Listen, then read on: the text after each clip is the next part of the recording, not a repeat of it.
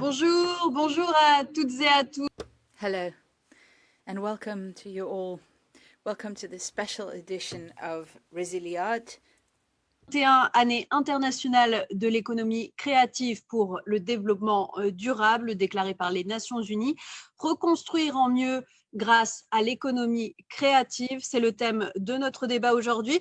Pour en parler, nous avons le plaisir d'avoir avec nous Jean-Michel Jarre, un compositeur connecté. Vous êtes l'un des musiciens français les plus connus au monde, une référence en matière de musique électronique, un tube inoubliable, Oxygène, un pionnier, que ce soit dans les années 80 avec votre synthétiseur semi-circulaire à touche lumineuse, votre harpe laser, ou début 2021 avec Welcome to the Other Side, un concert virtuel dans la cathédrale de Notre-Dame de Paris, suivi par plus de 75 millions de spectateurs dans le monde. À votre palmarès, plus de 85 millions de disques vendus à travers le monde et des concerts spectaculaires à travers la planète, de Shanghai à Moscou en passant par le Mont Saint-Michel. Aujourd'hui, vous nous faites réfléchir sur les nouvelles technologies et leurs conséquences sur notre humanité. Nous avons également le plaisir d'accueillir Abderrahmane Sissako, cinéaste, réalisateur et producteur, Bamako, Timbuktu, La vie sur Terre, Rostov-Luanda, l'Afrique est votre berceau. Elle vous inspire aussi, elle semble à la source de votre cinéma. Politique et surtout poétique. Les spectateurs étaient restés figés d'émotion, notamment devant Timbuktu en 2014, votre chef-d'œuvre qui a obtenu 7 Césars, dont ceux de meilleur film et meilleur réalisateur. Il a aussi été nominé à Cannes et aux Oscars. Récemment, vous avez aussi touché à la mise en scène sur les planches du théâtre du Châtelet à Paris avec un opéra contemporain, Le vol du Boli.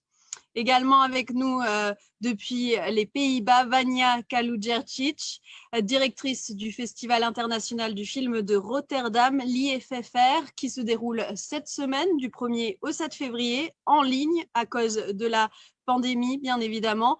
Vous avez un parcours très riche dans l'industrie du cinéma, à la fois au niveau international et néerlandais. Vous avez notamment travaillé pour le site de vidéo à la demande Mubi en tant que directrice des acquisitions et pris part à de nombreux festivals de cinéma, pour n'en citer que quelques-uns, la Berlinale, le Festival du film de Sarajevo ou encore les Arcs Film Festival.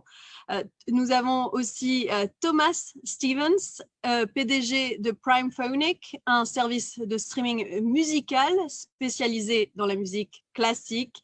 Lui-même, un amoureux de la musique classique, il explique que cette plateforme a été créée pour pallier au manque de diversité des styles de musique proposés par les plateformes de streaming populaires telles Spotify ou Deezer qui ne proposaient que de la musique pop. Il est également membre du Conseil néerlandais pour les arts qui est un organisme qui conseille le gouvernement néerlandais sur les problématiques relatives aux arts et à la culture. Et enfin, avec nous depuis le Mexique, Victoria Contreras, vous êtes la fondatrice et directrice générale de Conecta Cultura, basée donc au Mexique, une référence internationale du management culturel. Vous gérez des projets d'innovation sociale et de promotion de la culture et du développement en Amérique latine. Vous avez 15 ans d'expérience dans la gestion de projets culturels et sociaux internationaux, notamment entre pays d'Amérique et Europe. Un panel qui représente donc la diversité de l'écosystème du secteur créatif et culturel. Merci encore à tous d'être avec nous. Je souhaiterais tout d'abord, avant de nous lancer dans notre débat, donner la parole à Ernesto Ottone, sous-directeur général pour la culture à l'UNESCO.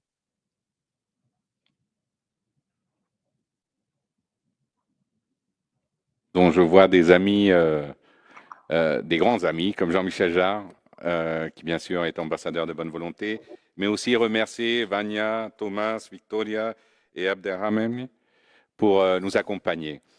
Donc, welcome to this UNESCO Brasilia debate in celebration of the International Year of Creativity. Merci de vous être joint à nous pour célébrer le début de cette année internationale de l'économie créative au service du développement durable.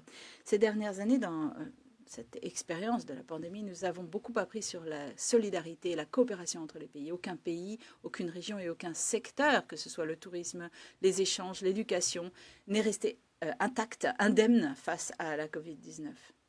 Et notamment pas le secteur de la culture. Depuis le tout début de cette crise, partout, les gens se tournent vers la culture pour y trouver des distractions et de l'espoir. Et malgré cette importance qu'a pris la culture a été oubliée dans beaucoup de projets de reprise post-Covid-19. Et les professionnels de la culture continuent de perdre leur gagne-pain.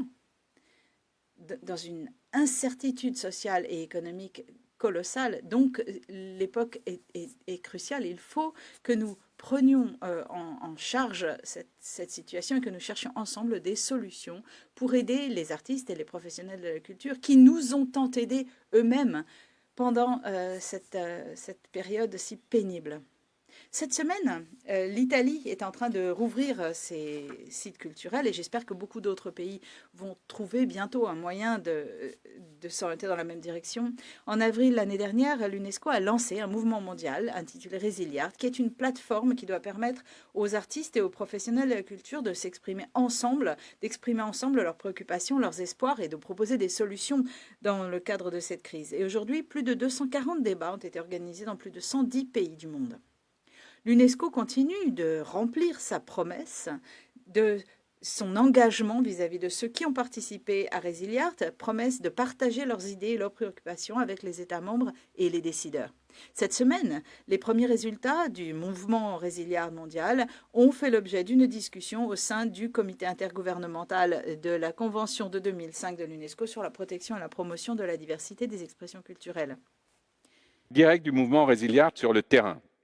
L'Ouganda a été le premier pays à rejoindre Resiliart en organisant son premier débat Resiliart le lendemain du lancement du mouvement. Ils ont pris la mission de Resiliart à cœur et ont réuni différents artistes et professionnels de la culture autour de 6 débats. Ils ont notamment mis l'accent sur le secteur cinématographique en s'appuyant sur les acteurs du cinéma qui ont mobilisé grâce au projet d'assistance technique Union européenne-UNESCO en cours en Ouganda. Comme conséquence directe des débats à Resiliart et des besoins exprimés par les travailleurs culturels et les artistes ougandais, ce pays a créé une plateforme en ligne sur laquelle les cinéastes ougandais peuvent mettre en ligne leurs films gratuitement et favoriser ainsi l'accès du public à des films nationaux. Le coût des données nécessaires au fonctionnement de cette plateforme sont subventionnés en réponse à la demande des artistes de disposer de données à un prix abordable. En échange, cette plateforme en ligne aide le gouvernement à obtenir des informations précieuses sur les habitudes de consommation des films nationaux. L'exemple ougandais, qui est un exemple parmi beaucoup, montre le pouvoir de la coopération et nous inspire tous à agir. Avant tout, nous devons défendre les diversités et les diverses expressions culturelles qui enrichissent notre monde. Alors que de larges plateformes et producteurs dominent de plus en plus la création et la diffusion de contenus culturels, nous devons sauvegarder les diverses expressions culturelles.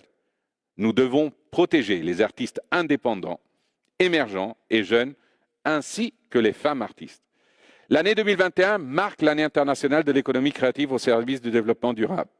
L'UNESCO se joint à la conférence des Nations Unies sur le commerce et le développement qui mène l'exécution de cette année pour mettre en œuvre une série d'activités afin de mettre en lumière le pouvoir de la créativité. L'UNESCO a lancé sa célébration le 1er février avec des messages du président de l'Assemblée générale des Nations unies, des représentants d'agences multilatérales et du président de la Colombie. L'année 2021 doit être une année d'action. Il faut que nous reconstruisons en mieux avec l'économie créative et que nous développons de nouveaux partenariats pour les secteurs créatifs de demain. Faisons en sorte que les travailleurs de chaque étape de la chaîne de valeur créative, la création, la production, la distribution et l'accès soient représentés. Les organisations de la société civile peuvent combler les lacunes et assurer une plus grande représentation. Comme Naomi Kawase l'a mentionné dans son débat Resiliart il y a 2 jours, la peste noire a été suivie de la renaissance. Nous devons faire tout notre possible pour que les énormes défis d'aujourd'hui soient récompensés par une période de créativité sans limite. Et qui mieux que nos panélistes d'aujourd'hui, représentant divers secteurs des industries culturelles, pour explorer la possibilité de mieux reconstruire grâce à l'économie créative. Je tiens une nouvelle fois à vous remercier, à tous, de vous être joints à nous et je vous souhaite des échanges fructueux. Merci beaucoup. Merci beaucoup à vous, Ernesto Otonné, pour ce message essentiel. Comme vous le disiez, il s'agit aujourd'hui de reconstruire en mieux avec l'économie créative et de développer de nouveaux partenariats pour les secteurs créatifs de demain et faire en sorte à chaque fois que les travailleurs de chaque étape de la chaîne valeur créative, ce que vous avez rappelé, de la création, la production, la distribution et l'accès soient tous représentés. Nous devons trouver des solutions afin de sauver les artistes qui nous ont sauvés depuis le début de la pandémie. Ils nous ont apporté une bouffée d'oxygène essentielle, notamment et en particulier pendant les confinements. Nous sommes donc tous réunis aujourd'hui car il s'agit de passer enfin à l'action, des actions et des solutions concrètes dont nous allons parler avec nos panélistes que je vous ai présentés tout à l'heure. Un débat sur le thème « Comment reconstruire en mieux une économie créative et durable ». Je vais commencer avec vous, Jean-Michel Jarre. Vous êtes un artiste et un créateur établi, mais ces derniers temps, vous n'avez cessé de vous mobiliser, en particulier pour les jeunes générations de créateurs et les artistes émergents. Appelez-vous désormais à la création d'un nouveau modèle économique pour le secteur culturel et pouvez-vous nous rappeler brièvement quels sont les problèmes principaux et urgents à régler?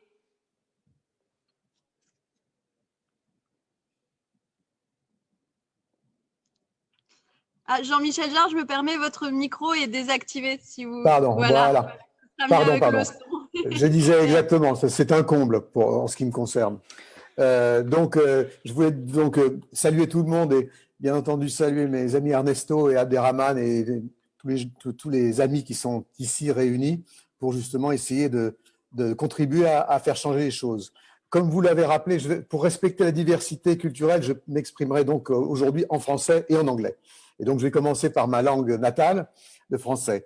Comme vous le rappeliez, effectivement, j'ai le privilège, moi, de pouvoir vivre de mon travail depuis le début de ma carrière. Et donc, aujourd'hui, si je m'inquiète pas pour moi, je m'inquiète pour les générations à venir, je m'inquiète pour toutes ces générations d'artistes qui aujourd'hui se retrouvent dans une situation catastrophique dans un secteur qui il faut le rappeler au gouvernement et au gouvernement qui nous écoute, aux membres du gouvernement, des gouvernements qui nous écoutent, que le secteur culturel, ce n'est pas une niche. Sur le plan économique, c'est plus important que l'industrie de l'automobile, plus important que l'industrie du luxe. Ça représente, les industries créatives représentent, ne serait-ce qu'en Europe, 7 millions d'emplois, 2 millions d'emplois seulement dans la musique. Et aujourd'hui, 30% de ces emplois sont en grand danger. Et si on ne fait rien, c'est un pan de notre identité à tous, en tant que citoyens de la planète, qui est remis en cause.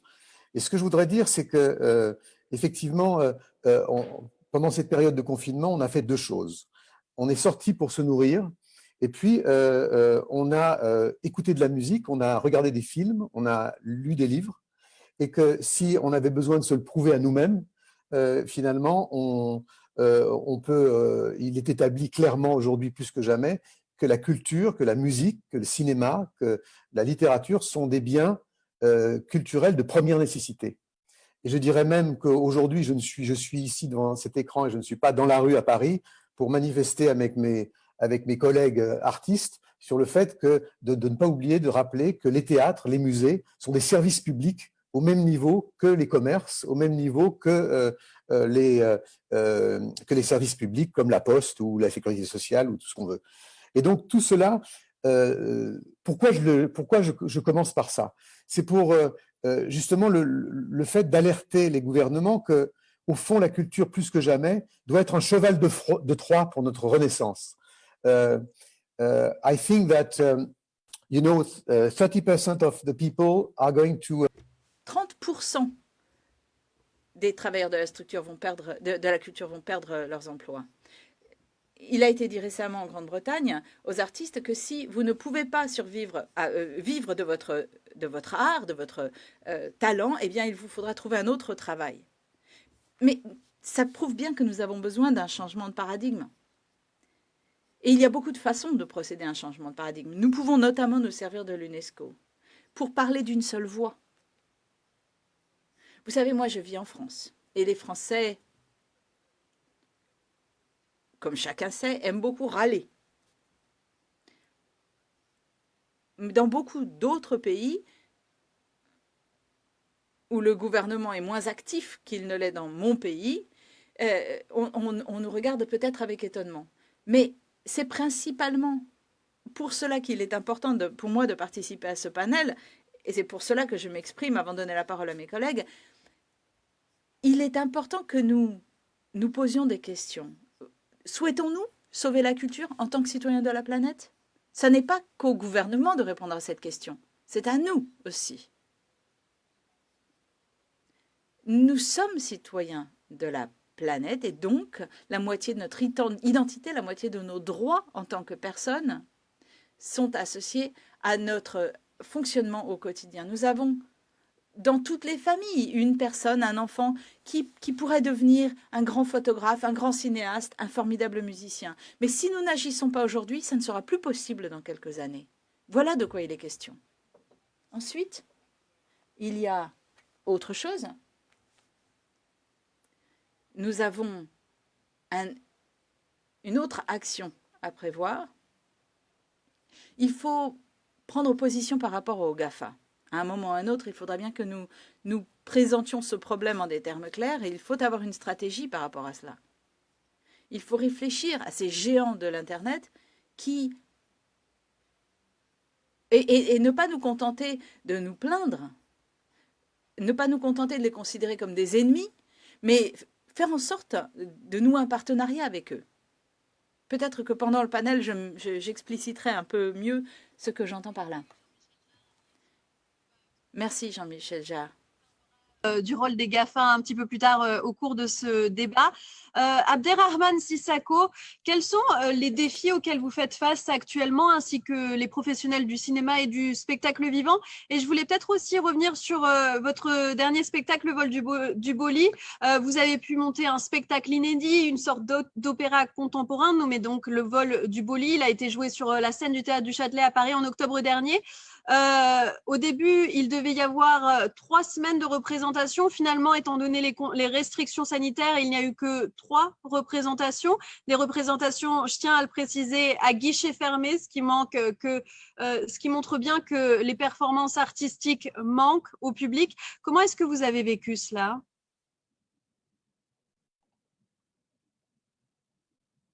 Le micro, Abderrahmane, comme moi.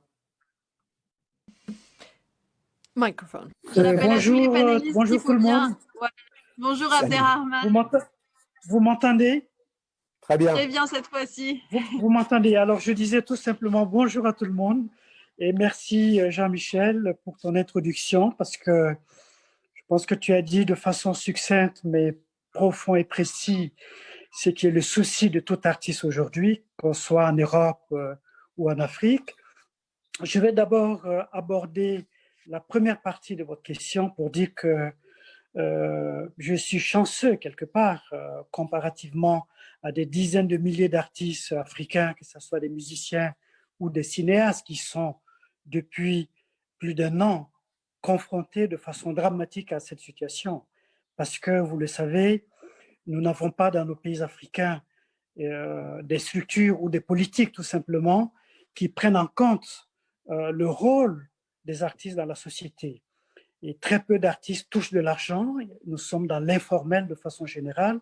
Et donc, quand un drame pareil arrive de façon inattendue, vous pouvez imaginer les conséquences sur la création, sur les artistes.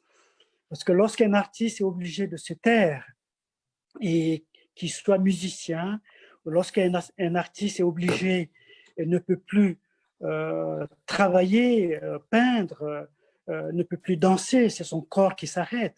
Et je pense que c'est l'humanité qui s'appauvrit, tout simplement. Et donc, je vis ce drame de façon un peu privilégiée et qui m'a permis, et grâce aussi, il faut le dire, hein, et au courage peut-être du Châtelet et à la vision du Châtelet, d'avoir accepté que nous puissions quand même, parce que ça a été 2 ans et demi de travail avec des dizaines de musiciens, avec des artistes, et nous avons pu faire au moins 3 représentations qui ont permis aux gens de voir. Mais je pense que là, c'est qu'il faut, il faut profiter de cette opportunité pour interpeller pas seulement les pouvoirs publics de part et d'autre, hein, et d'interpeller sur la fragilité tout simplement de l'humanité. Je pense que ce Covid-19 est là pour nous interpeller sur cette fragilité. Et que cette fragilité, elle arrive aussi à un moment où nous avons été quelque part peut-être légers, parfois indifférents, parfois inconscients dans nos attitudes, que ce soit dans le domaine de l'environnement, que ce soit dans la quête sauvage de la richesse aussi. Hein. Vous voyez que le monde riche est de plus en plus riche malgré ce qui s'est abattu sur le monde. Et donc, l'autre monde, qui sont les artistes comme nous, sont de plus en plus pauvres. Donc, il y a aujourd'hui, je pense, c'est un moment où il faut qu'on pense à l'équilibre du monde. Et l'équilibre du monde ne peut se faire que dans une notion véritable de partage, en fait. Je pense que le monde est riche, mais cette richesse, elle est mal partagée ou elle n'est pas tout simplement partagée. Merci beaucoup, Abderrahmane Sissako. Et comme vous le rappelez un peu, c'est vrai que dans certaines régions du monde, la culture est encore considérée comme un luxe et pas forcément un droit humain auquel tout le monde devrait pouvoir prétendre. My next question is for you. Prochaine question pour Vanja Kaluđerčić. Comme je le disais, cette semaine, vous accueillez votre festival du cinéma, festival de Rotterdam, 50e anniversaire cette année, et vous avez trouvé une manière très originale de célébrer cet événement. Pouvez-vous nous dire comment vous vous êtes adapté aux restrictions sanitaires en lien avec la pandémie? Comment avez-vous réinventé le festival?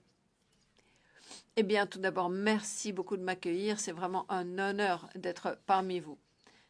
En effet, ce sera la 50e édition de notre festival. Nous sommes en plein préparatif et comme vous l'avez déjà formulé dans la question, nous avons complètement changé la formule.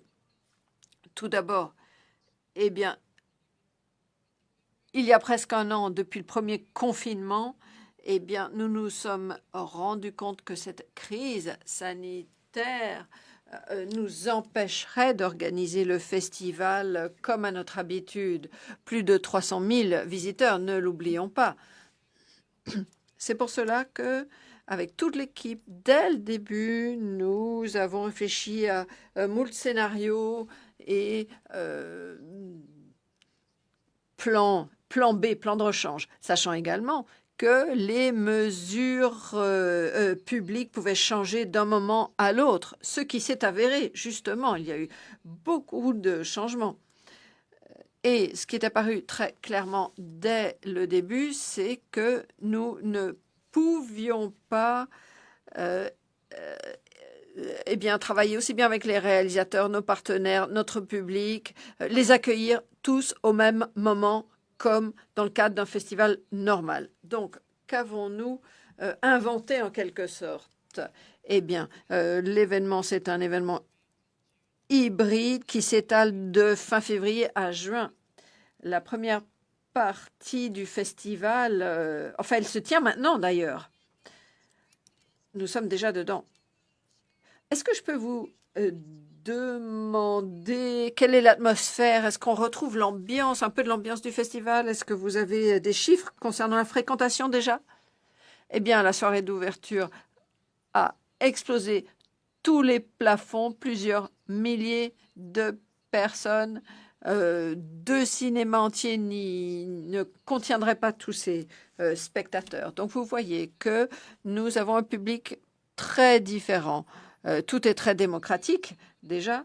Nous sommes après tout aux Pays-Bas. Et notre public s'est adapté. Non seulement le secteur culturel s'est-il adapté, notamment aux infrastructures physiques, mais le public également s'est adapté de la même manière. Et donc, les cinéphiles eh bien, participent de manière très active. Vous savez, après chaque projection des titres en compétition, eh bien, il y a un débat très dynamique avec réalisateurs, acteurs, etc. Donc là, oui, on ressent cette ambiance de festival. Merci beaucoup. Alors, depuis les premières mesures de confinement dans le monde entier. On voit les services de streaming acquérir de plus en plus d'adhérents. Est-ce que cela a beaucoup changé? Est-ce que cela affecte votre plateforme? C'est une question à Thomas Stephens. Eh bien oui, c'est vrai.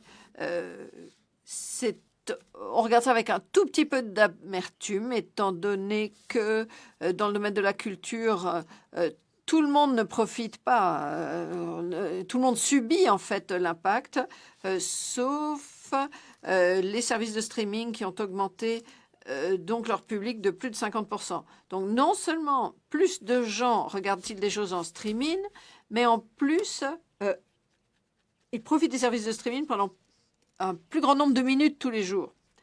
Et même des personnes d'âge plus mûr s'y mettent. Des personnes qui n'étaient pas vraiment en plein dans le numérique.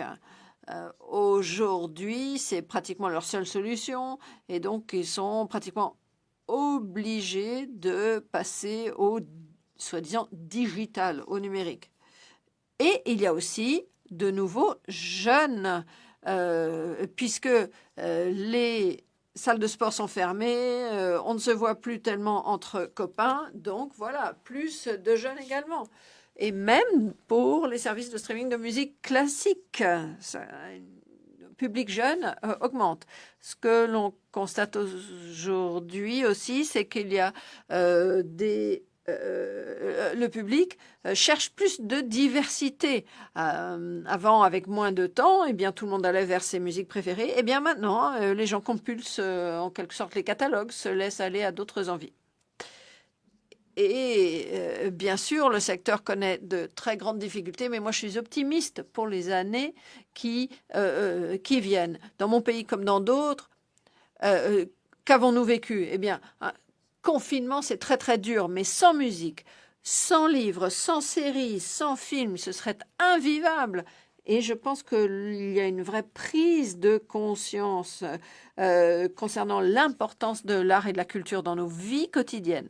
Et il y a cette dynamique dans le domaine de la distribution des arts. Cela permet des découvertes, cela a permis aussi d'ouvrir de nouveaux horizons, de nouveaux publics ont élargi leurs horizons. Et donc, on peut avoir un public beaucoup plus important. Mais encore faut-il que nous survivions les quelques mois à venir. Merci beaucoup, Thomas Stephens. Victoria Contreras, vous êtes membre d'une ONG issue de la société civile. Quelles sont les difficultés que vous avez vues ou connues? Comment les avez-vous gérées? Et puis, puisque nous avons entendu les perspectives en provenance d'Europe et d'Afrique, voyez-vous des différences avec votre région? Merci de me donner la parole. Moi, je suis vraiment très heureuse d'être là. Je suis mexicaine, donc je représente aussi en quelque sorte l'Amérique latine. Et nous sommes très heureux de pouvoir participer à ce genre de débat. Pour nous, 2020, le problème principal, ça a été les annulations d'événements, 85%. Comme beaucoup d'associations, eh bien, nous avons connu confinement, impossibilité de nous déplacer, et il y a eu zéro mesure en faveur de la culture pendant cette période. Donc, qu'avons-nous fait? Eh bien, nous avons renforcé notre réseau, nous avons mieux et plus communiqué, nous avons donc un nouveau programme de communication envers nos publics, notamment par le biais de nouveaux canaux de communication. Avant, on travaillait donc en présentiel dans les territoires. Donc, nous proposons de nouvelles formations et nous proposons également la vente d'un certain nombre de souvenirs. Nous avons également investi nos fonds propres dans des plateformes graphiques notamment. Et nous avons réduit notre équipe humaine au minimum. Et donc, je dois dire que aujourd'hui, 90% de nos projets sont sur support entièrement numérique. Concernant votre question sur de possibles similitudes, eh bien, nous connaissons plutôt des traits communs avec l'Afrique, l'Amérique latine et l'Afrique ont souvent comme point commun ce haut niveau de créativité de ces communautés, de ces entrepreneurs. Et nous devons, de part et d'autre, renforcer nos capacités professionnelles. Et les politiques en faveur de la culture et de l'art nous aident très peu.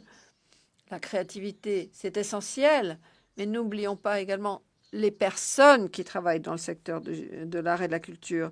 Il y a également donc des compétences à renforcer. Ils doivent renforcer leurs compétences pour avoir les moyens de faire face à cette crise, à la pandémie. Gracias, Victoria Contreras.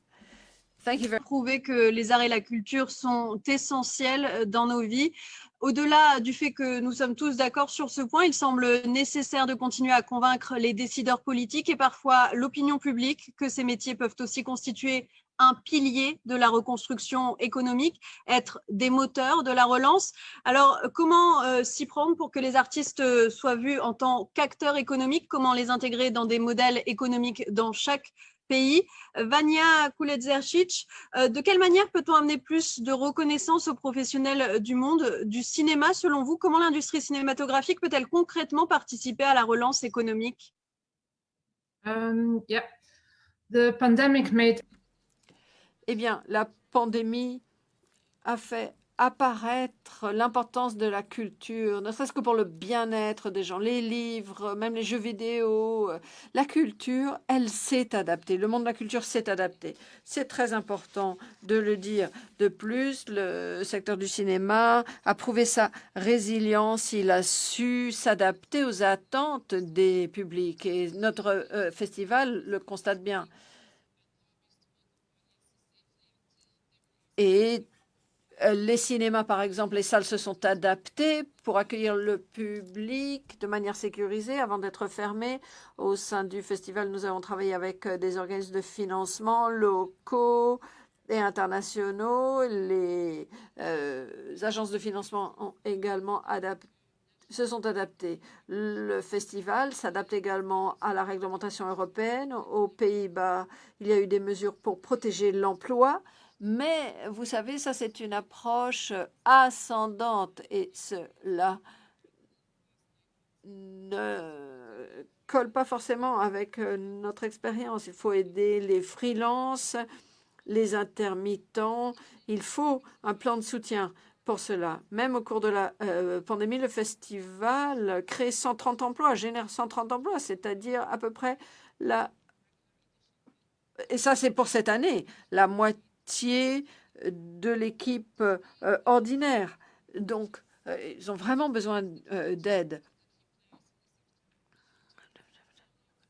La valeur à long terme du secteur culturel doit absolument être reconnue et valorisée. 9 mois de crise sanitaire, eh bien, les politiques n'en ont pas profité pour réfléchir au rôle de la culture.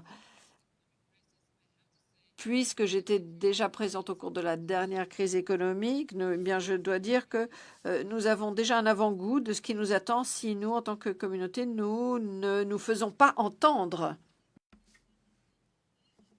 Sissako, comment les professionnels du cinéma peuvent-ils, selon vous, s'adapter et participer à la reprise économique post-Covid-19 ? Je voulais rappeler, vous avez donc porté sur grand écran de nombreuses histoires poignantes qui se déroulent sur le continent africain. Vous avez tourné dans de nombreux pays. Il y a bien sûr 54 pays avec chacun ses spécificités. Le statut d'artiste n'est toutefois pas toujours reconnu par les gouvernements. Les métiers sont souvent effectués de manière informelle. Et qu'est-ce que l'on doit faire pour changer cela?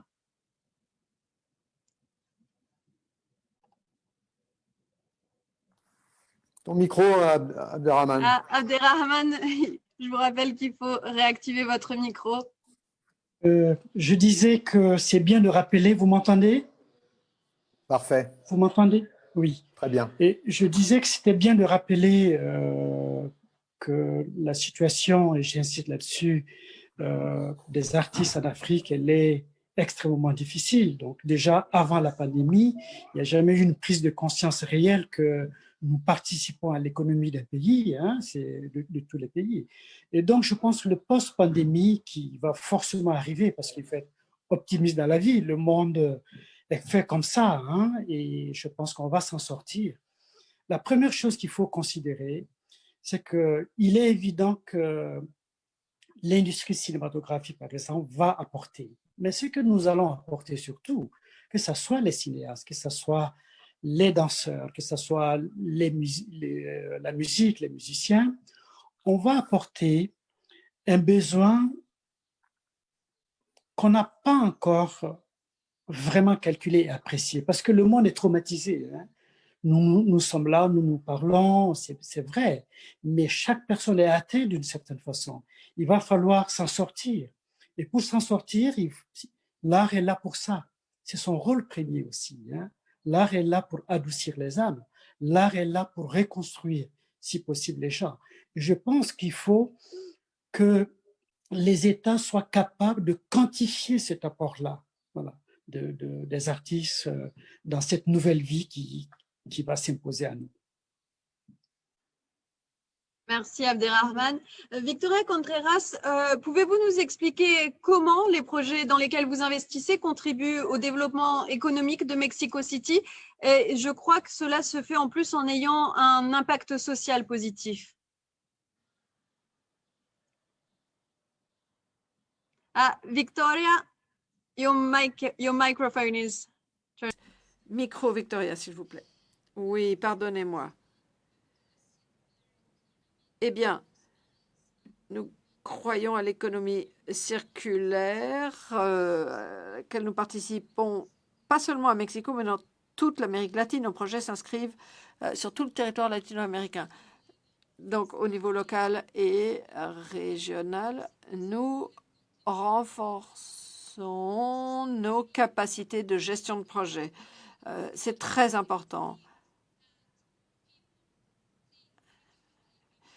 La pandémie exige que l'on étudie notre propre secteur avec un œil critique. Nous voulons travailler avec les décideurs politiques, mais dans toute l'Amérique latine, nous devons passer à des collaborations souples. J'espère que nous inspirerons les populations à jouer un rôle actif dans le domaine culturel. Il ne faut pas que la culture soit vue comme une solution et pas comme un problème.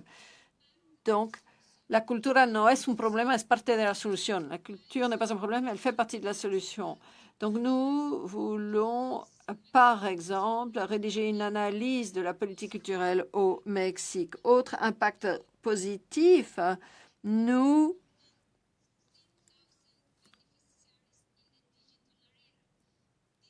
comptons à peu près 10 000 bénéficiaires dans le domaine numérique. Cela aurait été difficile à obtenir avant la pandémie. Donc, voilà notre impact en chiffres.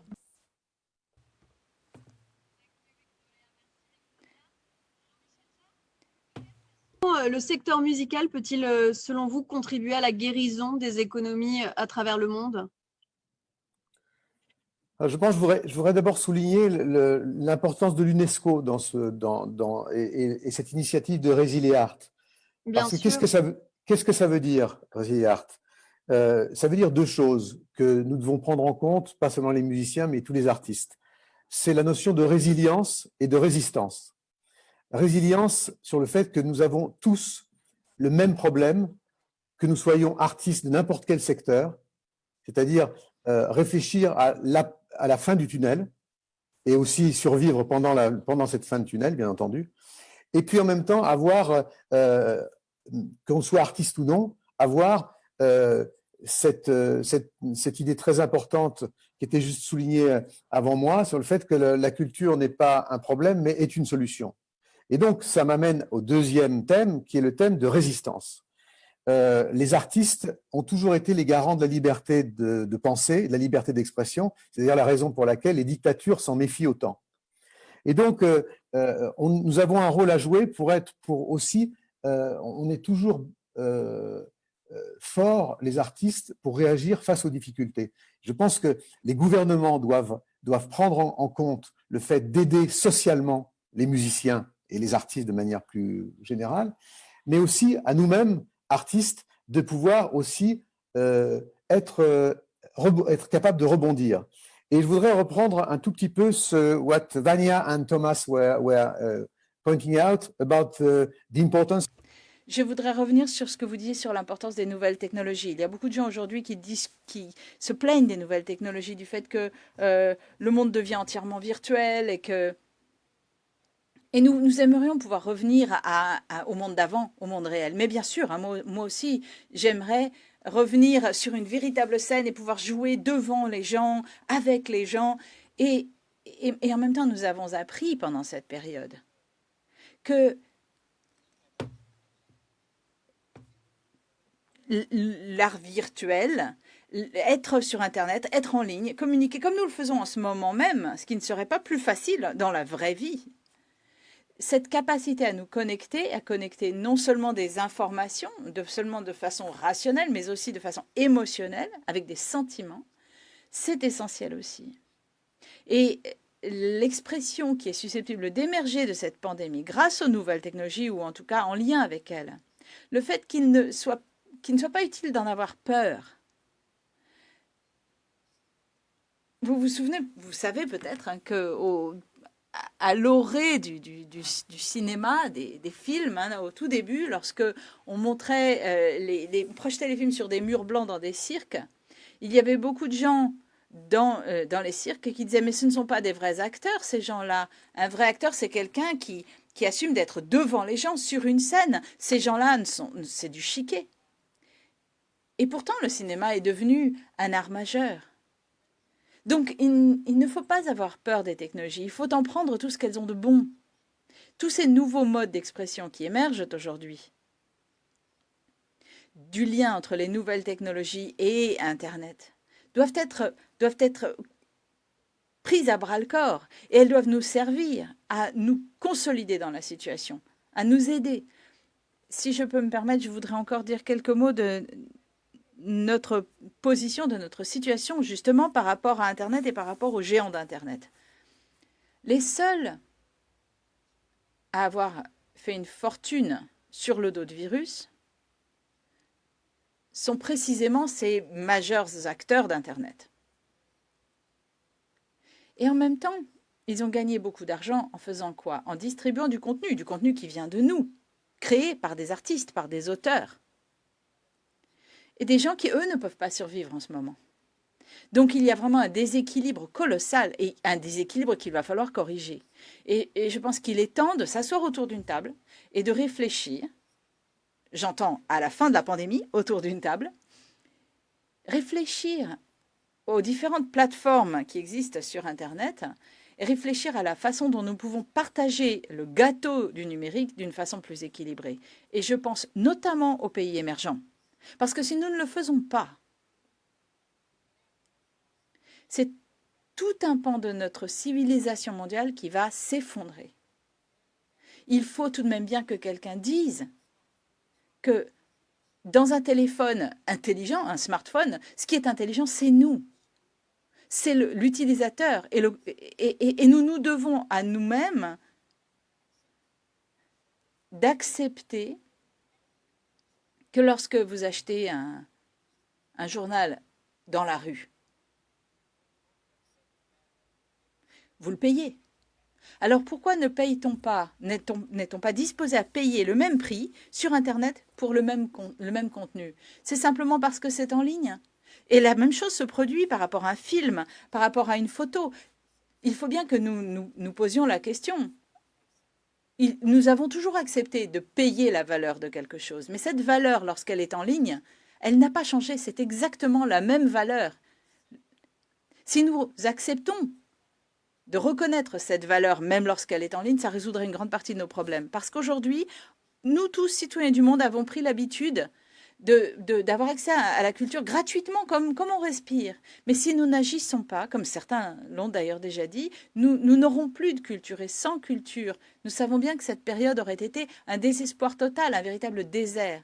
Mais ça sera bien pire encore après la pandémie. Si nous et les grands acteurs d'Internet ne prenons pas conscience de cette nécessité de payer.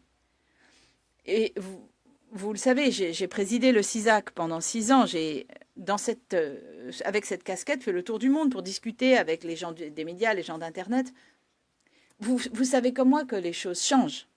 Avec la pandémie, les gens sont aujourd'hui beaucoup mieux disposés à notre égard, beaucoup plus disposés à nous écouter, à entendre ce que le monde de la culture a à dire. Parce qu'ils ont perçu combien c'était important sur leur propre corps pendant les confinements. Et donc, le moment est bien choisi pour changer de paradigme et pour se faire entendre de ces géants, de ces grands acteurs d'Internet, parce que je pense qu'ils sont prêts à nous entendre aujourd'hui. Je sais qu'aujourd'hui, les gens de Netflix, par exemple, sont mieux en état de chercher avec nous des réponses et de produire de véritables films, par exemple, et de prendre en compte les préoccupations du secteur. Je pense qu'aujourd'hui, les choses progressent. Ils ne sont plus, ces gens-là, le Dark Vador du secteur. Si vous voyez, par exemple, Spotify faire des propositions à des artistes, quand on voit qu'on propose à des artistes qu'ils reçoivent moins d'argent pour une plus grande exposition sur la plateforme, ou quand Spotify dit aux gens « Donnez de l'argent aux artistes que vous aimez ». Dans certains pays, Spotify organise des télétons. Il faut tout de même oublier que on ne peut pas... Enfin, la musique, la culture, ce n'est pas une maladie. C'est une activité qui mérite le respect. Donc, si vous avez un message, s'il y a un message qu'il faudrait que le gouvernement entende, c'est que les artistes, les auteurs sont les médecins de nos âmes. Eh bien, nous avons besoin d'un vaccin. Nous avons besoin d'un vaccin contre tous ces abus. Peuvent offrir de nombreuses opportunités, mais je crois qu'aujourd'hui, il s'agit surtout de réguler, de créer un système qui soit équitable pour tous les acteurs qui y contribuent et qui le constituent. Thomas Stevens, le grand public connaît peu le fonctionnement des plateformes de streaming musical. Est-ce que vous pouvez justement nous parler un peu de votre business plan? Comment est-ce que vous générez des revenus? Est-ce que votre type de plateforme peut contribuer au rétablissement économique et de quelle façon?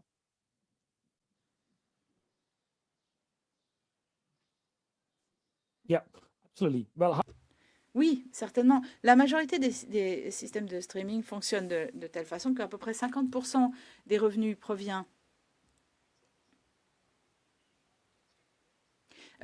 en ce qui nous concerne des maisons de disques qui donc fournissent la moitié de nos revenus. Mais en réalité, comme vous l'avez déjà dit, il y a de profondes inégalités dans le système. Des inégalités qu'on ne peut pas confier au marché le soin de corriger, parce qu'elles sont inhérentes au marché. Il y a quelques grandes entreprises, quelques gros artistes qui bénéficient beaucoup et des millions de petits artistes qui n'en bénéficient pas. Donc ces inégalités-là sont énormes et ne peuvent être résolues par le marché lui-même. Il faut ajouter aussi à ce qu'ont déjà dit Victoria et Abderrahmane que ce n'est pas seulement que nous avons besoin de gouvernements, d'une action plus ferme des gouvernements, parce qu'il nous faut aussi, pour obtenir ce dont nous avons besoin des gouvernements, de parler nous-mêmes plus, de nous faire entendre des sceptiques et de ceux qui ne sont pas convaincus de la valeur de la culture pour la société. Et c'est ce langage-là que nous devons apprendre à parler, parce que nous entrons dans un 21e siècle dont on dit qu'il est dépendant des compétences. Nous savons qu'il y a beaucoup de choses que les technologies ne peuvent pas remplacer. Tout ce qui concerne ce qu'on appelle la pensée latérale, la créativité, il y a beaucoup de choses pour lesquelles seule la pensée humaine peut faire le travail. Et nous sommes aujourd'hui aussi confrontés à un défi sociétal dans la mesure où, je l'ai vu aux États-Unis, mais aussi en Europe,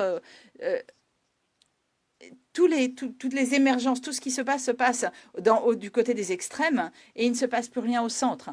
Nous avons besoin que notre génération apprenne à mieux entendre les différents points de vue, les différentes perspectives. Si vous regardez un tableau, vous êtes bien obligé d'essayer de comprendre ce qu'a voulu dire le peintre. Si vous allez au théâtre, vous allez être obligé d'écouter quelqu'un d'autre pendant 1 heure et demie. Donc, je pense que les arts peuvent nous aider à mieux nous écouter, à mieux apprendre à comprendre notre époque.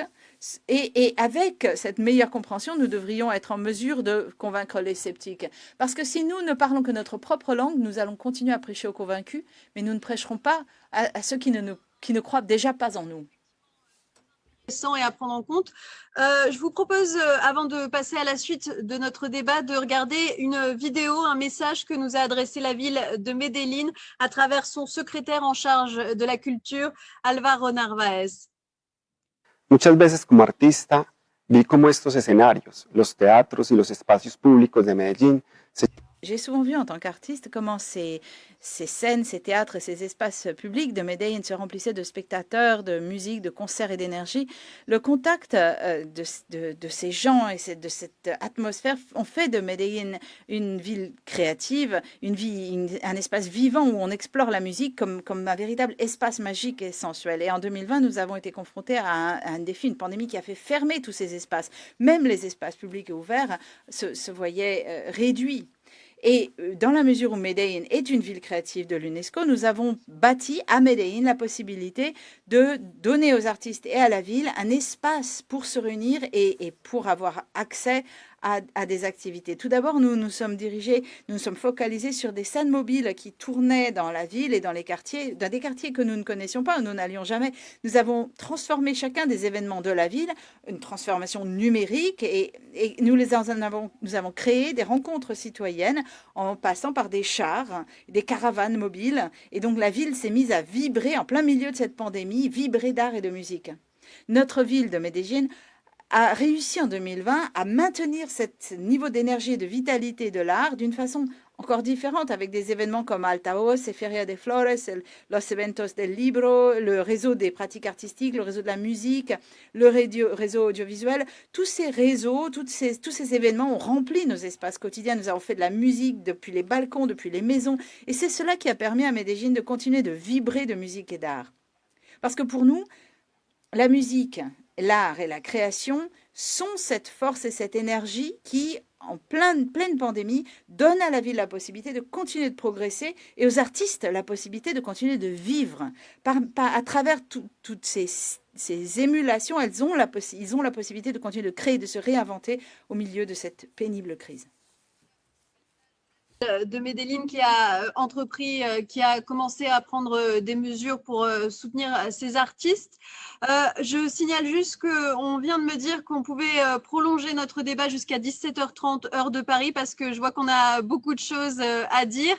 Alors, vous l'avez déjà évoqué, s'il y a bien une chose que la crise nous a appris et a changé à jamais, c'est l'utilisation du numérique. Le digital, les technologies numériques offrent de nouvelles opportunités, mais elles posent aussi de nouveaux défis, voire des menaces.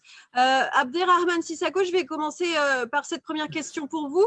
Comment est-ce que vous voyez l'impact du numérique sur votre travail en tant que créateur, mais également sur votre façon de travailler pour pouvoir distribuer et diffuser vos œuvres? Quelles sont les mesures à mettre en place pour s'assurer que l'arrivée récente et le succès de plateformes telles Netflix, Amazon Prime ou Disney ne nuisent pas à la qualité des contenus ainsi qu'à la diversité des expressions culturelles, des films et des séries qui sont produits? Je dirais, pour aller un peu dans le sens de Jean-Michel, hein, je pense qu'il ne faut pas avoir peur. Vous m'entendez? Oui, parfait. Cette fois-ci, on vous entend très bien. Merci beaucoup. Voilà.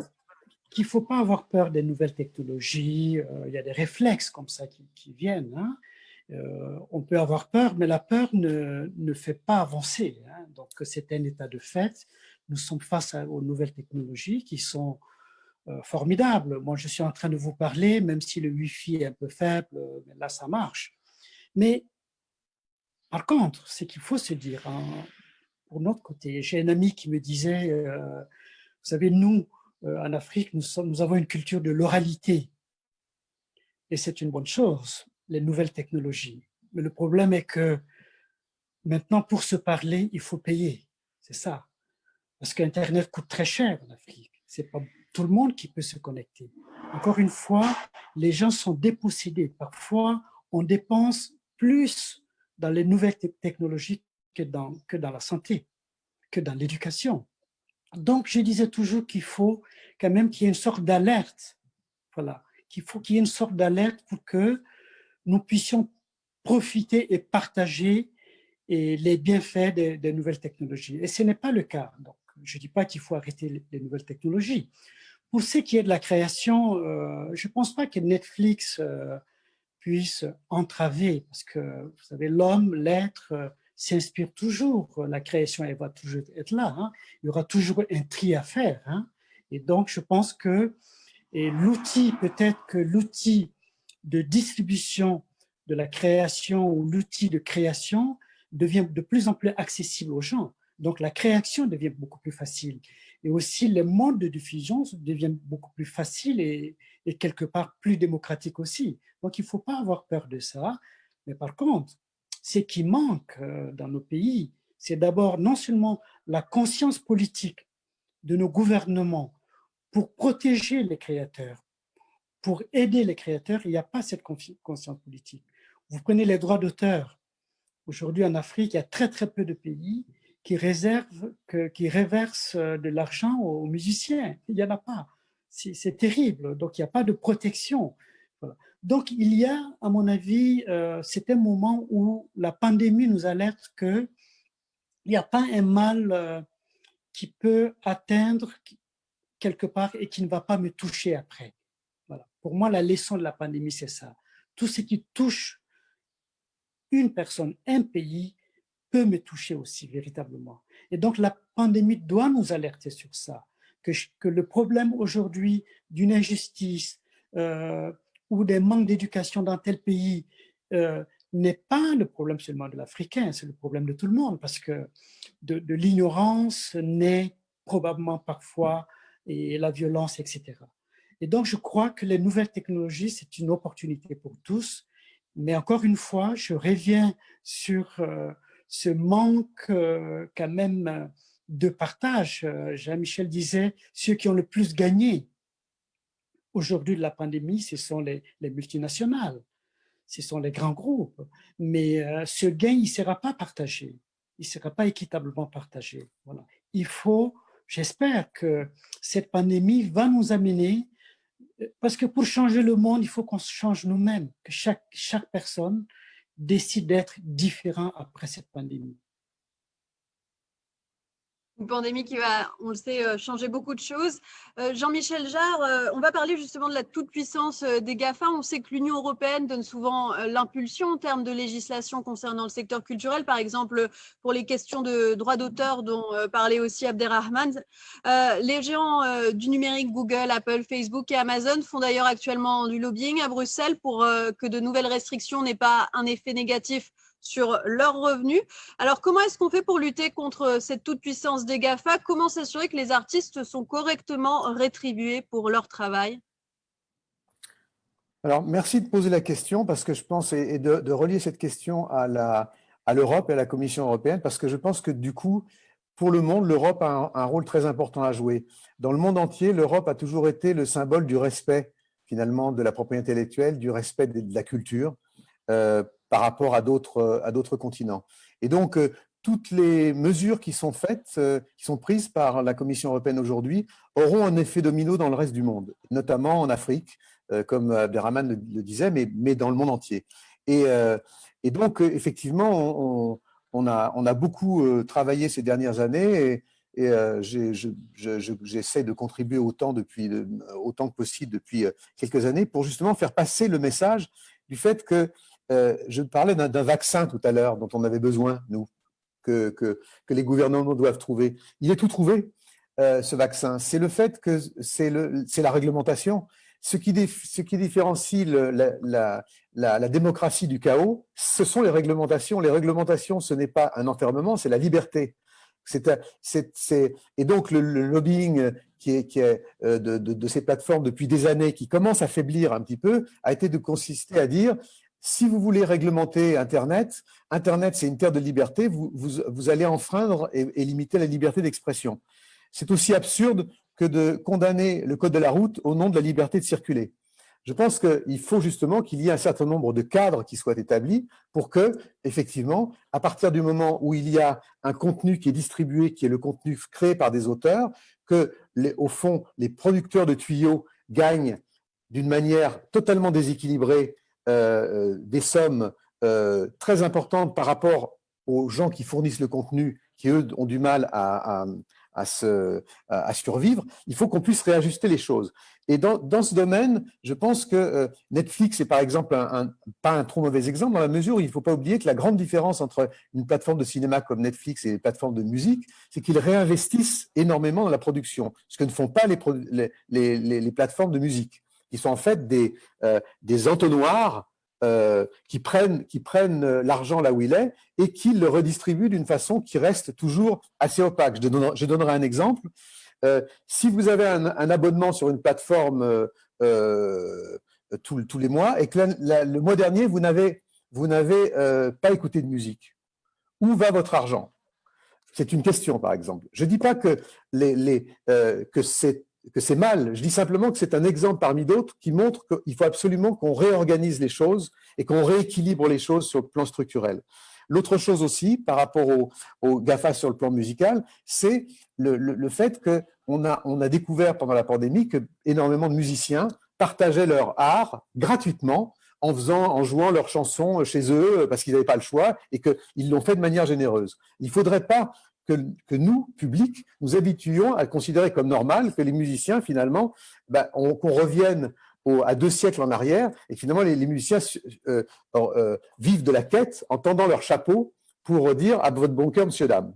Ça ne peut pas marcher. Et c'est la raison pour laquelle il faut absolument que quand on innove, quand on justement on s'exprime à travers les plateformes dont nous parlons, qu'on puisse trouver le moyen de le monétiser. Et je pense que c'est une des manières de réagir positivement par rapport aux plateformes. Je pense que la technologie est neutre. Tout dépend de ce qu'on en fait. Et aujourd'hui, n'oublions pas qu'Internet est très jeune dans l'histoire de l'humanité.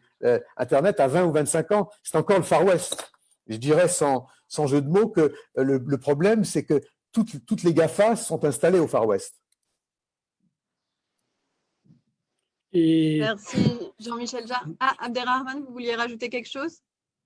Non, je vais dire que justement, il y a un espoir du côté de l'Europe, parce que c'est l'Europe qui doit se battre et défendre, parce que nous, en Afrique, on n'a pas cette capacité réelle, parce qu'il y a une Union africaine, certes, mais elle n'a pas la force, et que l'Union européenne doit se battre contre les GAFA. Vous voyez, ceux qui quittent l'UNESCO, hein, c'est les mêmes aussi. Hein.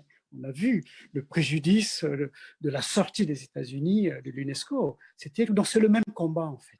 C'est le même combat. Mais il faut être groupé. Il faut être groupé pour pouvoir équilibrer le monde.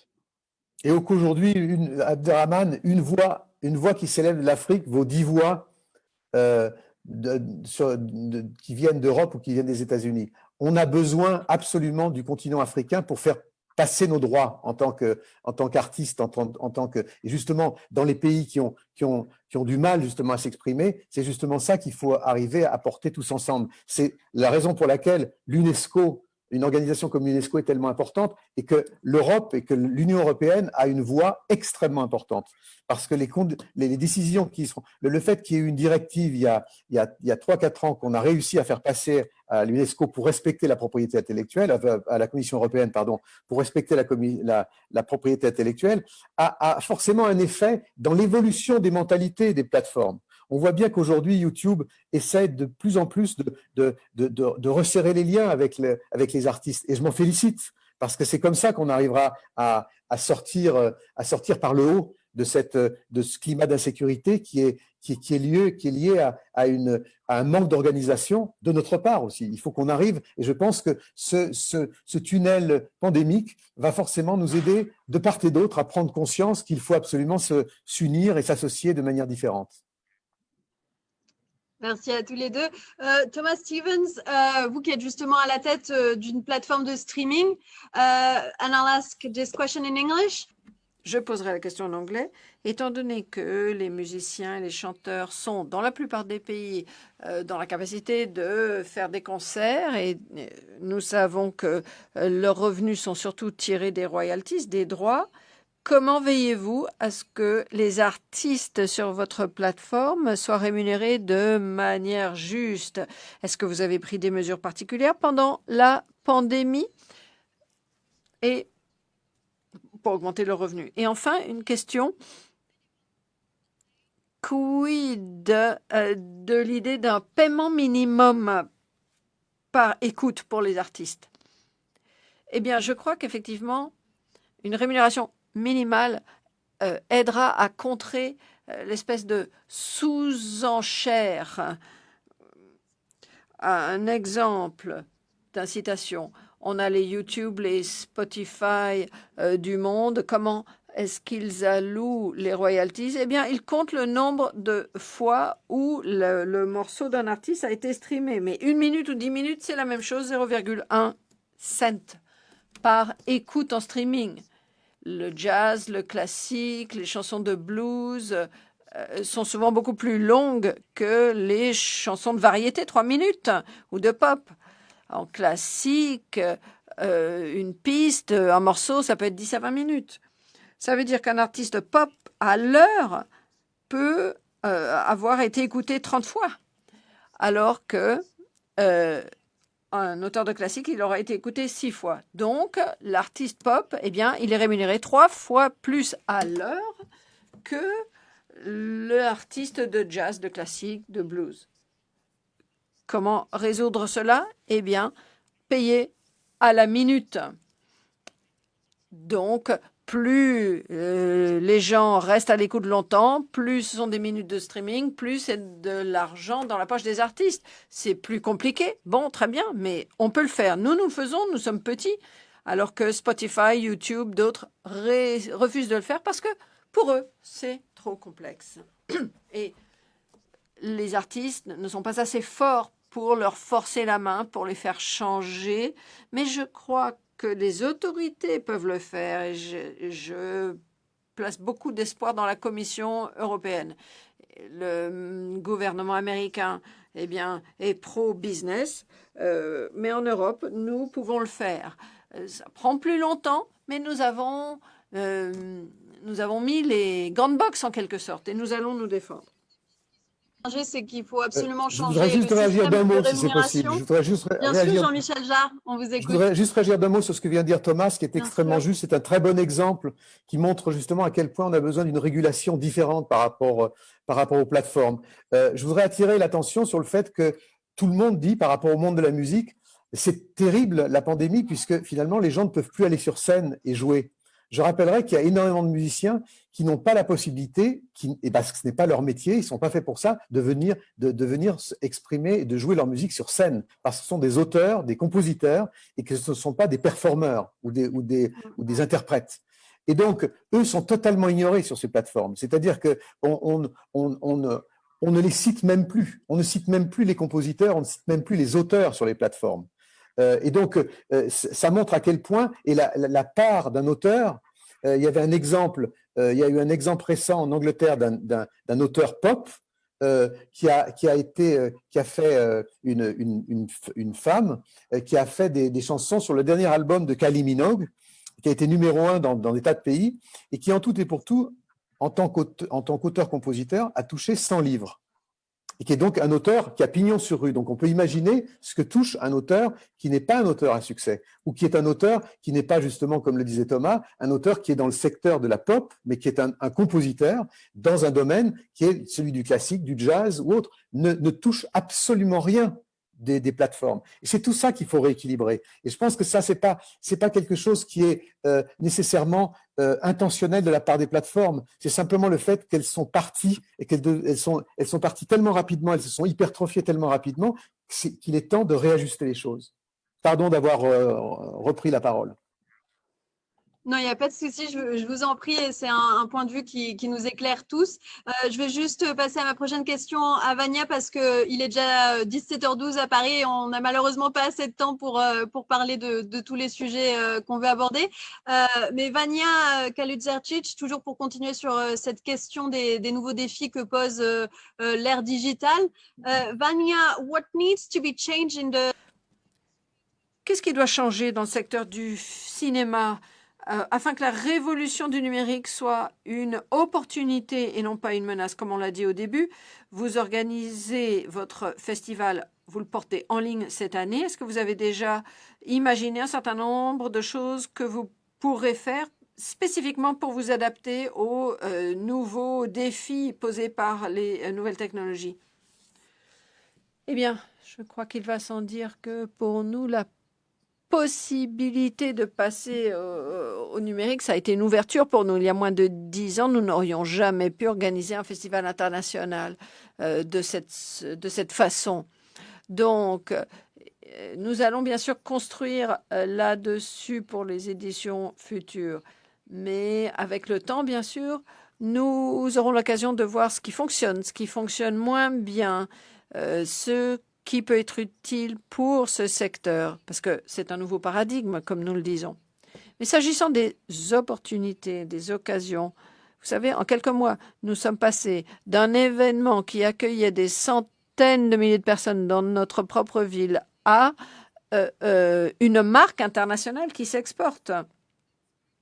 Et pour de nombreux partenaires locaux, ça va signifier pour eux s'adapter, savoir quels doivent être leurs publics et comment nous pouvons les aider à répondre à leurs attentes.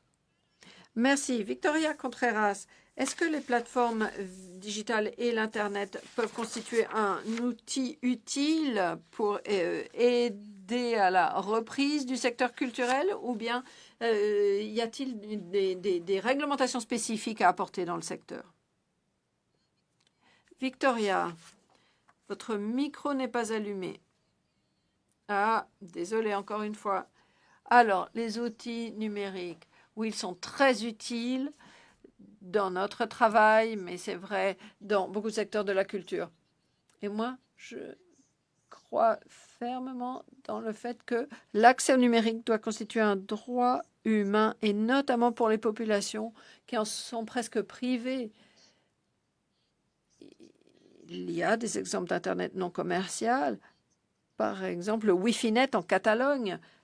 C'est un Wi-Fi libre, gratuit, collaboratif, low cost. Ce type de service Internet doit se développer dans le monde et en particulier dans des zones telles que la mienne où le fossé numérique est énorme.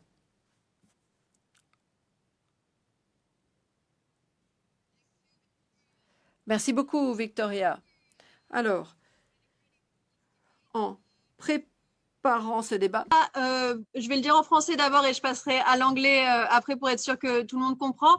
Donc, Victoria Contreras, lorsque on a échangé pour préparer ce débat, vous m'avez fait aussi part du fait qu'il y a des inégalités de sexe, de genre, comme d'ailleurs dans beaucoup d'autres secteurs, dans le monde de la culture et des arts.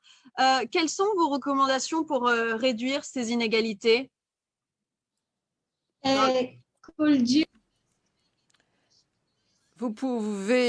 Pouvez-vous me poser la question en anglais? Eh bien, apparemment, Victoria n'écoutait pas la traduction en anglais. Donc, même question, lorsque nous avons échangé pour préparer ce débat, vous m'avez aussi fait part du fait qu'il y avait des inégalités de sexe. Comment les réduire? Eh bien, tout d'abord, il faut que le rôle des femmes et des filles soit reconnu. Ce sont des agents du changement dans leur communauté. L'UNESCO a rédigé un rapport très important sur la question de l'égalité des sexes. Dans le cas de mon pays, il y a des inégalités criantes, énormes. Par exemple, prenons le cas, mon cas personnel dans la gestion culturelle. je dois vous dire qu'il est difficile d'être entrepreneur culturel au féminin. Il y a des difficultés. Nous espérons bien sûr inspirer un plus grand nombre de filles, de jeunes femmes pour les attirer dans le secteur culturel. Pourquoi? Parce que lorsque vous sentez que vous avez une place dans un secteur, alors on peut vraiment être acteur du changement dans un pays. On peut avoir une contribution positive, faire une contribution positive à son pays. Et il ne faut pas exclure les femmes et les filles de ce mouvement, de cette dynamique. Et avec Resilia, l'UNESCO peut intégrer un plus grand nombre de filles et de femmes. Et c'est important au Mexique, par exemple, où les inégalités sont énormes. Nous sommes vraiment engagés à améliorer la qualité des services culturels dans notre pays pour garantir que les femmes et les hommes jouissent du même accès. Dans d'autres secteurs, les problèmes sont les mêmes, mais dans le domaine culturel, les artistes ont beaucoup à apporter, notamment en termes pédagogiques. Ils peuvent vraiment contribuer à faire avancer cette réflexion, et notamment dans le secteur démocratique et culturel. Merci beaucoup. Vania, vous êtes un modèle de femme qui a réussi dans le secteur du cinéma. Vous travaillez au quotidien avec d'autres femmes dans le 7e art. Quel est le constat que vous faites? Qu'est-ce qui doit changer? Eh bien, le Forum mondial économique est parvenu ou a partagé avec nous une conclusion qui fait froid dans le dos concernant l'inégalité homme-femme en 2019. Et en gros, cela va prendre encore 99,95 ans avant de réduire le fossé entre hommes et femmes. Et ça, c'était d'avant la pandémie. Donc, imaginons l'impact de cette dernière. Donc, effectivement, la parité, c'est essentiel pour notre secteur. Je ne révélerai rien de nouveau en disant que les inégalités existent. Nous devons tous participer sur un pied d'égalité. Malheureusement, cette égalité, cette parité, nous ne la verrons jamais, ni même nos enfants.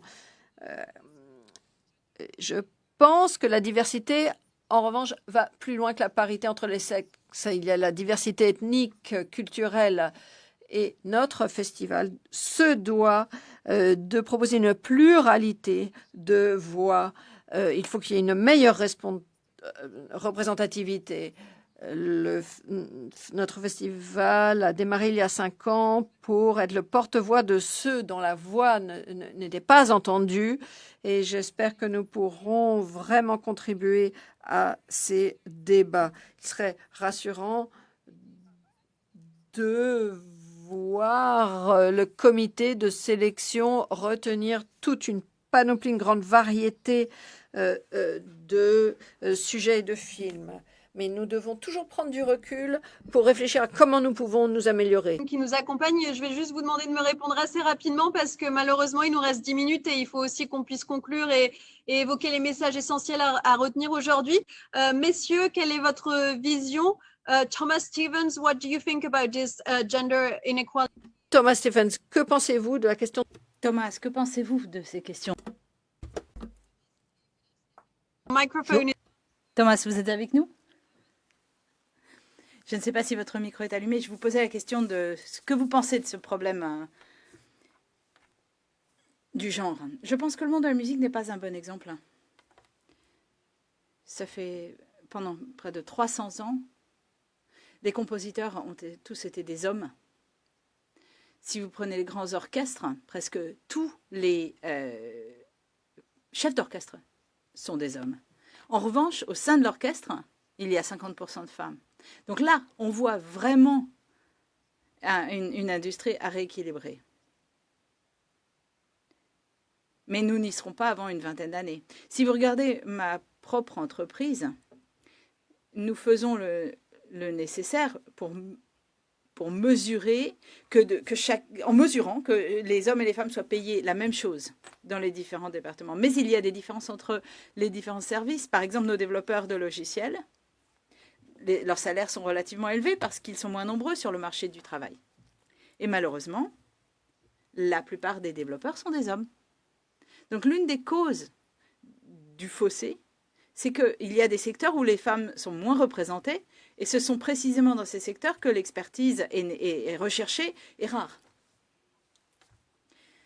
Donc, il faut bien prendre conscience, nous en avons parlé, du fait que tout l'avenir des arts ne dépend pas de la technologie, bien sûr, mais il faut que les femmes fassent partie du cycle technologique pour que, sinon, même avec le même salaire pour le même travail, nous n'aurons tout de même pas une égalité parce que les femmes ne sont pas suffisamment représentées dans certains services. Oui, donc il nous faut améliorer la représentation des femmes dans ces industries-là. Moi, je suis plutôt très positif sur cette question parce que quand on prend les 20 dernières années, en France, par exemple, que je connais mieux, la question du genre progresse énormément. Il y a beaucoup de productrices françaises, de distributrices, etc. Donc, ça s'équilibre vraiment. Je pense qu'il y a eu un réel changement sur ces questions-là. En Afrique, il y a de plus en plus de filles qui font du cinéma, qui sont dans le documentaire ou dans la réalisation. On voit qu'il y a un changement, une prise de conscience. Il y a une petite question, bien évidemment, de leadership politique qui doit dicter ça. À côté de ça, il y a un combat que les gens mènent et sur ce plan, je pense qu'on peut être optimiste et dire que les choses changent. Jean-Michel Jarre, en 1977, vous avez justement écrit le morceau « Où sont les femmes ?» Alors, je vous le demande aujourd'hui, qu'est-ce qu'on fait pour les femmes ? Je pense qu'on se pose moins la question parce que je pense qu'elles sont là, beaucoup plus, comme vient de le dire Abderrahmane. Je pense que d'ailleurs, dans le milieu de la culture et dans le milieu artistique, je pense qu'on a peut-être été parmi les premiers à donner ce signal, comme le disait Abderrahmane. Je pense, enfin, moi, dans mon cas personnel, je pense que s'il y avait une parité ajustée, ce serait du côté des hommes, parce que je travaille avec beaucoup de femmes. Depuis 30 ans, je suis entouré par une majorité de femmes qui sont aux commandes.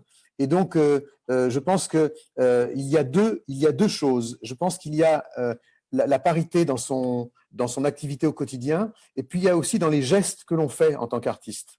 Je terminerai par là pour dire que, par exemple, je suis allé faire un concert récemment en Arabie Saoudite, parce que je pense qu'il faut aller dans les endroits justement qui n'ont pas les mêmes libertés que les nôtres. C'est une priorité pour les artistes. Je suis absolument contre toute forme de boycott, et notamment en exigeant que, ce concert ait lieu en extérieur pour éviter les filtrages, et deux, qu'il y ait une parité exacte dans le public entre les femmes et les hommes.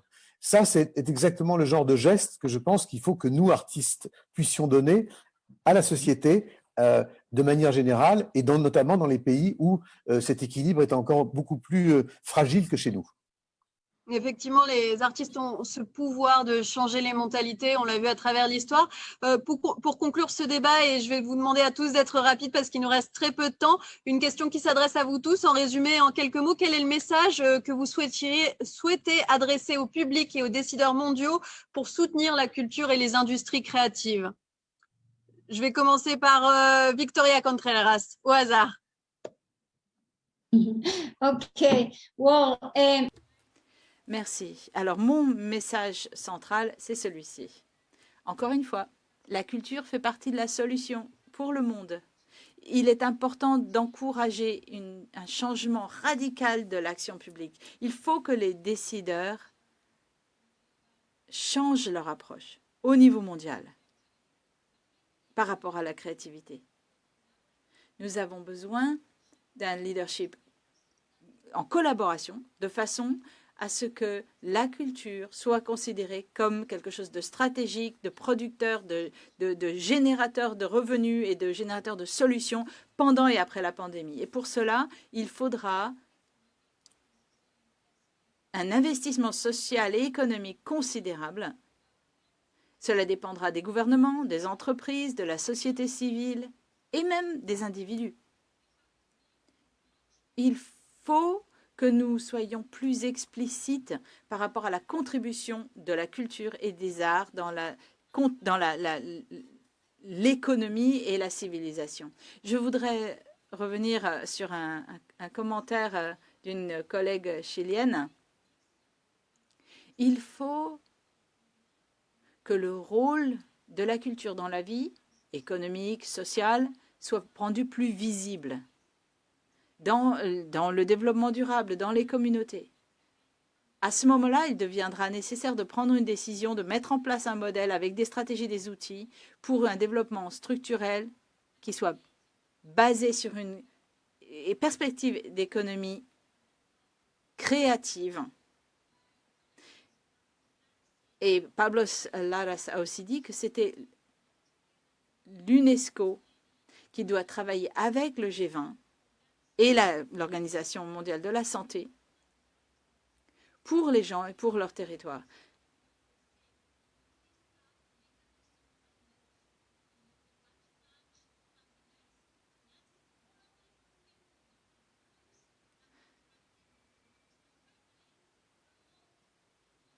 Il est également nécessaire de promouvoir de nouvelles formes d'économie pour la diversité et pour l'émergence d'économies plus solidaires. Merci. Thomas Stevens. S'il y a une chose que nous avons appris aujourd'hui, c'est que les arts ont besoin de plus de soutien du gouvernement. Et si nous voulons obtenir le soutien des gouvernements, il nous faut que ces décisions soient soutenues par une majorité des électeurs dans la société. Donc il nous faut un récit qui ne s'adresse pas que à ceux qui aiment déjà la culture, mais aussi à ceux qui n'y croient pas, ceux qui n'y tiennent pas. Et je suis convaincue que la culture a une contribution colossale à faire pour résoudre les défis du XXIe siècle. Pour cela, il faudra faire entendre un récit qui soit suffisamment convaincant pour capter les esprits, même de ceux qui ne sont pas déjà convaincus. Je suis certain que l'UNESCO a un rôle pour écrire ce récit. Je pense que l'UNESCO vous écoute. Vania Kalijarčić.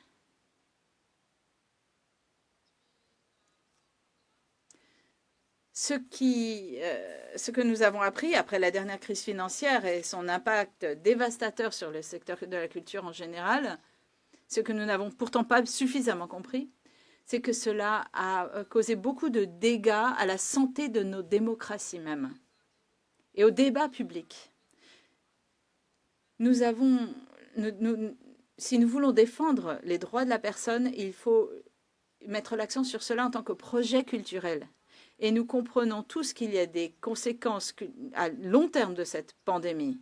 Mais j'espère vraiment que les discussions difficiles qui vont devoir avoir lieu vont commencer tout de suite et vont être prises au sérieux. Il va falloir une certaine honnêteté. La culture ne peut pas être abandonnée elle-même. Elle est un fondement de la démocratie et du débat public. Abderrahmane Sissako. Oui, je voudrais que cette post-pandémie, qu'après la pandémie, qu'il n'y ait pas un réflexe de repli sur soi que l'Europe peut faire en fermant ses frontières sous prétexte de problèmes sanitaires à une circulation des artistes à travers le monde. Moi, c'est mon souhait parce que l'Europe s'inflige souvent des peurs, la peur du migrant pour des raisons économiques, la peur du terrorisme. Et cette fois-ci, j'ai peur qu'il y ait une seconde peur, qui est la peur de la pandémie, pour se fermer et à ceux qui ont déjà des difficultés de traverser l'océan, notamment les artistes. Un message essentiel. Merci Abderrahmane. Jean-Michel Jarre, vos mots pour conclure? Tout simplement, oui, avec plaisir, envoyer un message fort à tous les gouvernements et à nous-mêmes, et de leur dire, et en même temps de nous dire à nous-mêmes qu'il faut rendre à la culture et à la musique les égards qu'elles méritent, accepter d'en payer le juste prix et de ne pas oublier plus que jamais que la culture est un des piliers des droits humains. Merci beaucoup Jean-Michel Jarre. Merci à tous. Je le remercie d'avoir participé à ce débat riche et productif. Et on le rappelle, sans les professionnels de la culture, il n'y a pas d'économie créative. Je remercie également Ernesto Ottone qui a dû nous quitter car il est justement parti au front pour mener ce combat. Mais il nous dit qu'il a bien écouté et entendu tout ce qui a été dit. Et l'UNESCO entend donc tous ces messages. Elle va faire passer tous ces messages aux décideurs politiques. Un grand merci également à notre public d'avoir suivi ce débat. Merci encore à tous et je vous souhaite une excellente fin de journée. Merci. Merci. And a word in English. Let us Merci, thank you. Gracias. Merci, merci beaucoup. Bye. Thank you very much. Pleasure. Merci. Thank you. Merci à tous. Thank you. C'était un plaisir. Ciao. Merci encore. Au revoir.